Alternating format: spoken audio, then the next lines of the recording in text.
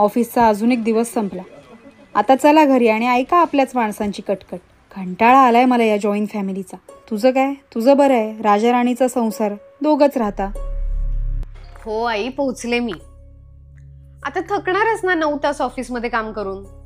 तू असतीस तर आयता चहा तरी मिळाला असता आल्या आल्या. केव्हापासून तुला बोलवते, तू काही येत नाहीस. चल करते मी माझा चहा. बाय. आधी चहा पिते मग पसार आवरते. दूध पण संपलंय. यांना फोन करून आणायला सांगते. हॅलो, हा कधी येणार आहात? उशीर होईल. नाही काही नाही, अहो दूध संपलं होतं, मला चहा प्यायचा होता. ठीक आहे, येताना घेऊन या, नक्की आणा, नाही तर उद्या सकाळी कोरा चहा प्यावा लागेल. या लवकर. बाय. तुझं काय? तुझं बरं आहे, राजा राणीचा संसार. राजा राणीचा संसार. जेव्हा घरच्या सगळ्या जबाबदाऱ्या एकट्यानं पार पाडाव्या लागतात ना, तेव्हा लहान सहान गोष्टींसाठी घरच्यांची कमी भासतेच.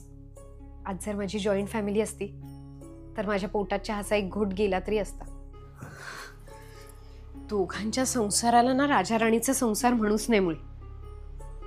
कारण राजा राणी म्हटलं की महाल आला, आणि महालात आली आपली हक्काची, जीवाला जीव देणारी माणसं. हा तर फक्त नावाला महाल आहे. या महालात राजा राणी नाही राहतात ते आपल्या भविष्यासाठी दिवसभर राबणारे नवराबाई.